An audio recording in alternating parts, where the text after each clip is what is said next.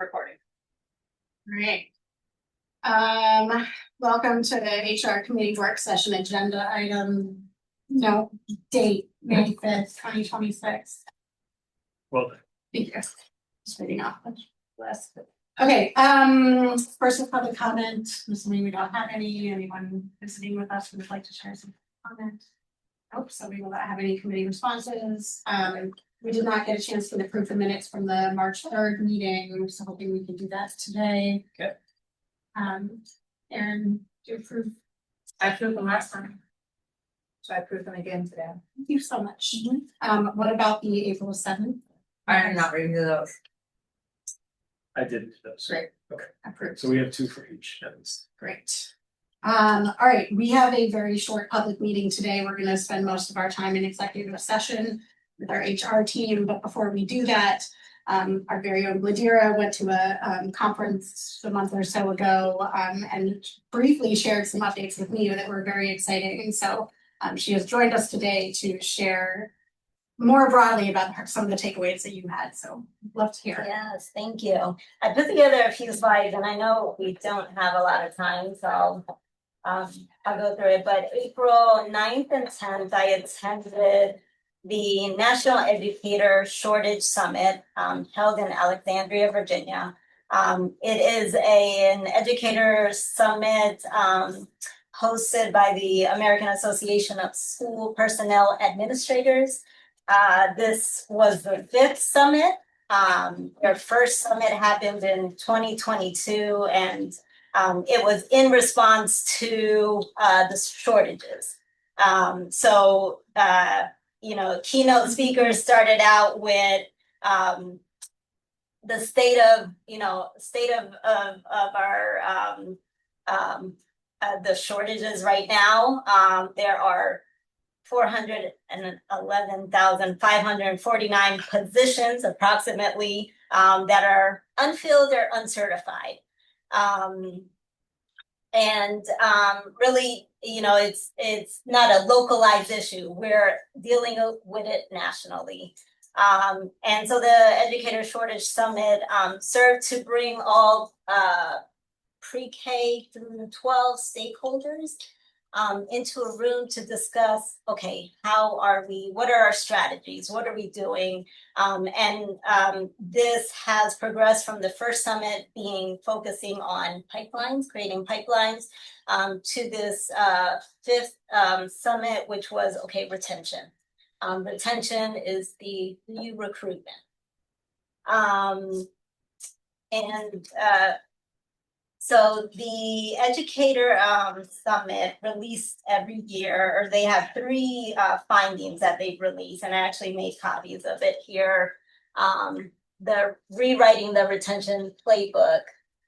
And within that, they've identified there's 6 shifts with development, career management, employee experience and leadership, well-being, work-life integration, compensation and benefits, recognition and appreciation, strategic retention. The presenters at this summit spoke to different shifts. One of the first activities that we did together with all participants was to, at our tables, we were given a profile. Every table had a different profile.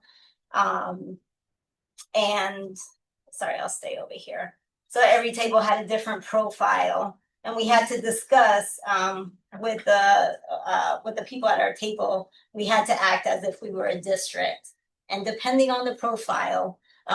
So my table had military spouse, had been teaching elementary school for 10 years. After relocating and transferring her credentials, she has been in her new state for 3 years. And so they're trying to see, okay, how can they keep her in education? She's a military spouse. Other tables there's a teacher aide, there's a career changer. And so we had to look at what are the current barriers that this person could be facing, and what as a district should we implement? Is it a policy? Are there, well-being and work-life integration that needs to be thought of as we're keeping a profile in mind? And so it was very useful to engage in these conversations with others to see, okay, really what are we doing? How are we moving from that traditional call to action to really that creative strategic? And so there's, we have strengthening pipelines, looking at, the profiles, reimagining recruitment was something that was talked about. And then again, retention. What are we doing and how are we shifting from that? As I mentioned, the profile. So military spouse, looking at the different barriers, teacher aides, career changers, what do we need to do to change? Within the district, what can we implement in order to keep people here? And that may mean that there's, we need to strengthen our partnerships.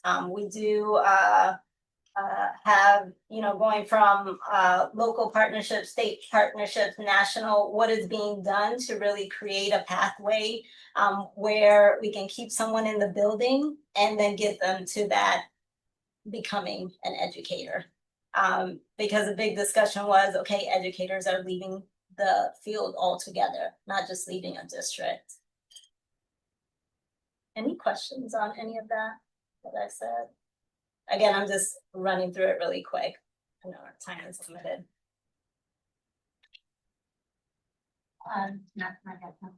Okay, I also want to say that there are some current initiatives that we've done to grow our pipeline, including tuition reimbursement in our ESB contract, paid leave for student teaching. So if a teacher aide teaching assistant is in a educator prep program and they're in our district, then they will continue to be paid and do their student teaching within our district. So that's something that's currently already happening. Within the substitute contract, we did include tuition reimbursement for those working towards certification, and that has already benefited substitutes and benefited us as those teachers are going into our classrooms. The MOA for uncertified teachers, this is a strategy that we have used, and it has been beneficial as we've been able to get teachers certified that are changing from states, that are finishing up their teacher requirements. And then also the ongoing conversation that we currently have going on with our education prep programs like SUNY Cortland and Ithaca College. So I just wanted to mention that those are some current initiatives. There was big discussion and a lot of breakout sessions around how are employees feeling in their buildings. How are they not only feeling supported in their current roles, but what's the pathway of growth? Not just, okay, you've been a teacher for many years and now you'll become a principal, but how can we really utilize your expertise and keep you in that teaching role? There was a discussion around that. In addition to a complete circle of support. So how are we supporting teachers from or any employee really as their onboarding, their orientation, and then when we look at specifically instructional principals, as you'll hear in just a few minutes as our principals talk about their staff, how are principals being supported in their roles? What is the overall circle of support within the district to foster the people wanting to stay in the profession? So this.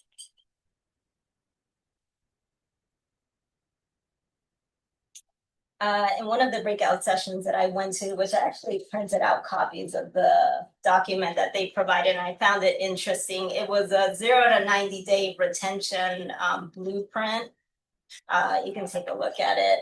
And it asks questions like, how was the onboarding? How was your, how's your support during, this period, 30 days, 60 days, 90 days?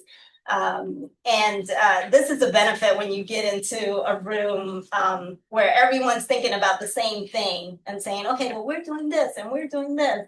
So it allowed for a lot of thought into what are we currently doing and what can we do. And so I appreciated that. We also, so Prince William County School District, which Prince Williams County has about 100 schools, 13 to 18,000 school employees, pretty large school district. But they were also, facing the same things, right? Teacher turnover, it varied by school, lack of data on faculty staff engagement and retention. We talk about exit surveys, right? And how are we capturing that data? They're a large district. They have their own employee relations office. And so this is one of their, where they were tackling, how are we going to address these items? And what they did was they partnered with a third party to do surveys, but also within that to say, okay, how are we going to measure engagement and then connect that to retention? And so it was nice to hear how they're utilizing that survey data. And then, and in addition, utilizing that to provide feedback and support to their teachers and their principals. So that was, and this is just circle of support. I'm going to stick to that. Another presentation that I really enjoyed, and I feel like it's a catchy name also, Teaching the Peach, and they had buttons and all that.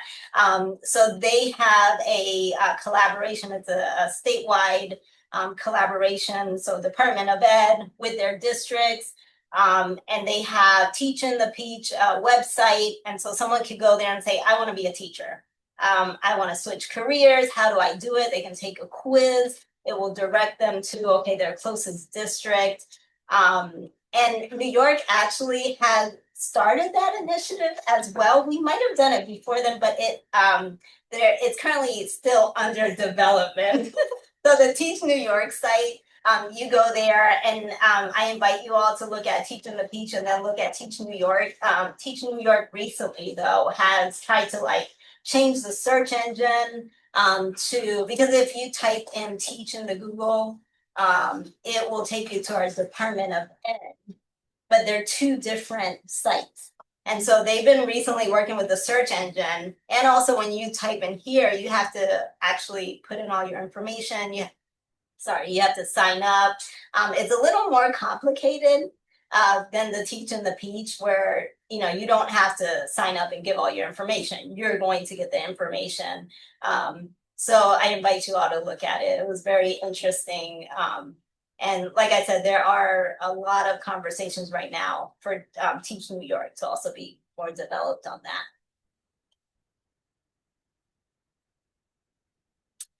that. There were also some policy representatives there from DC, and there's some opportunities for advocacy. The next one, there's a Washington Week, June 1st through 3rd, and I just put the link.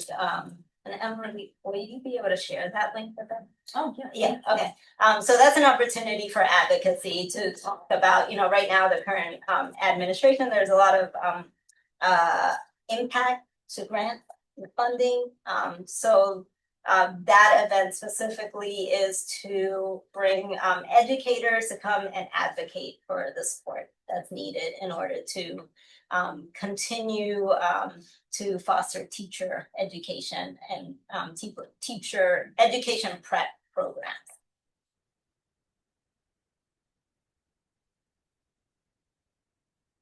And that's it. Awesome. Questions? I mean, tons, but we'll do it another time. Oh, okay. I mean, tons, and just how can we take some of this and move forward? And excited to hear what excited you guys and what you feel like things what's going well here already in areas to focus on, but we will do that another time, to see many people here and Yeah. I want to be here forever. Thank you. So thank you so much for sharing, we really appreciate it. Okay, that concludes our public meeting.